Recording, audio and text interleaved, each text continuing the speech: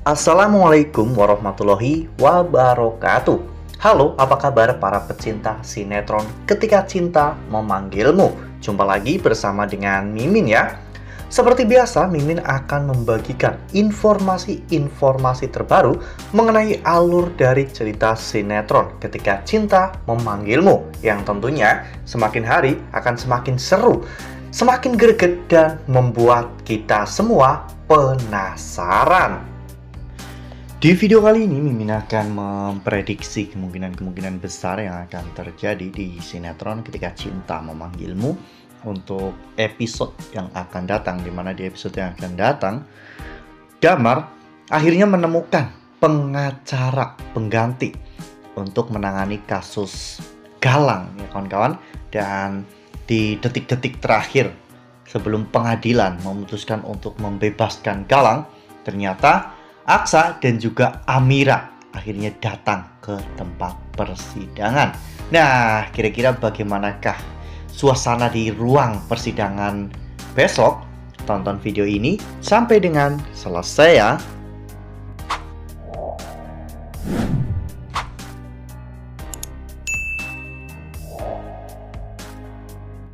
Ya, seperti yang telah kita ketahui bahwa di episode sebelumnya, Aksa dan juga Amira telah datang ke penjara untuk menemui Galang, ya kawan-kawan.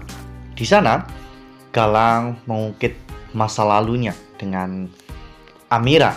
Dan hal itu membuat Amira sedikit mengingat tentang masa lalu mereka. Namun, apa yang Galang lakukan kepada Amira dan juga anak-anaknya, itu yang membuat Amira benar-benar tidak bisa memaafkan Galang, ya kawan-kawan. Bahkan pada saat itu Amira lebih memilih untuk meninggalkan Galang di dalam penjara.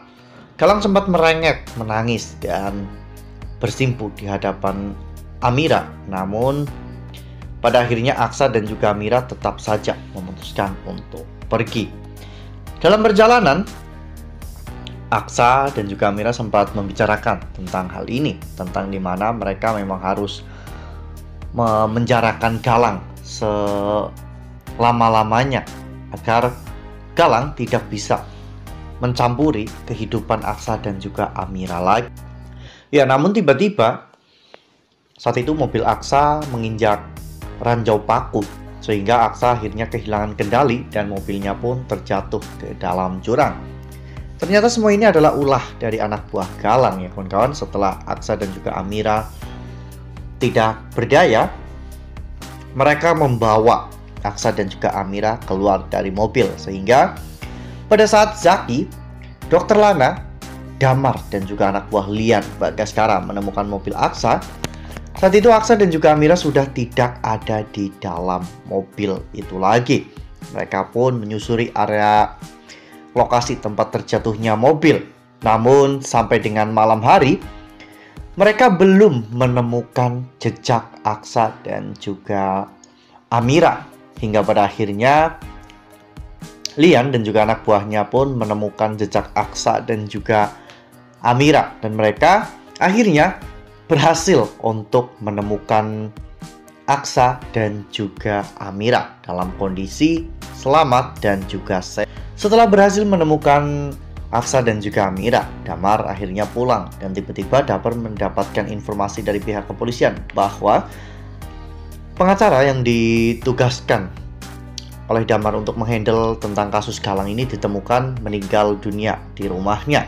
Ya, memang pada saat Zora dan juga Kusno mengikuti pengacara tersebut, pengacara itu tiba-tiba mengalami kejang dan dari mulutnya keluar busa, ya kawan-kawan. Hal itu membuat Zora dan juga Kusno pun tidak berani mendekat. Awalnya mereka ingin mencuri barang bukti yang bisa memberatkan Galang. Namun melihat kondisinya seperti itu, mereka pun akhirnya memutuskan untuk pergi meninggalkan pengacara itu, daripada mereka nantinya terseret kasus pembunuhan, padahal bukan mereka yang melakukan semua ini.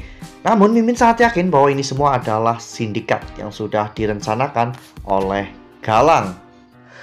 Nah, sebelum lanjut di video kali ini, Mimin sarankan agar teman-teman menekan tombol subscribe dan juga nyalakan lonceng notifikasinya.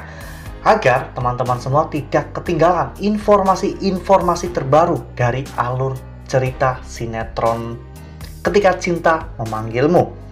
Setiap hari, Mimin akan membagikan informasi-informasi penting dan juga terbaru dari sinetron Ketika Cinta Memanggilmu. Dan Mimin juga menyarankan agar teman-teman menonton video ini sampai dengan selesai agar tidak terjadi kesalahpahaman di antara kita. Ya, tentunya ini bukanlah hanya sebuah kebetulan. Aksa dan juga Amira mengalami kecelakaan dan tiba-tiba pengacara itu mengalami keracunan hingga meninggal dunia ya kawan-kawan. Damar pun benar-benar pusing, harus memikirkan cara bagaimana caranya untuk bisa memenjarakan Galang atau menghukum Galang seberat-beratnya ya kawan-kawan, dikarenakan Damar juga tidak mau membiarkan Galang bebas begitu saja. Damar adalah orang yang sangat kaya raya dan Damar memiliki koneksi yang sangat luas sehingga Damar tidak terlalu kebingungan untuk mencari pengganti dari pengacara tersebut. Namun, minusnya mereka harus mengumpulkan bukti-bukti yang kuat secepatnya ya kawan-kawan dalam waktu 1 malam. Karena besok pagi mereka harus sudah menangani permasalahan ini. Mereka harus bertarung di meja hijau untuk menegakkan keadilan.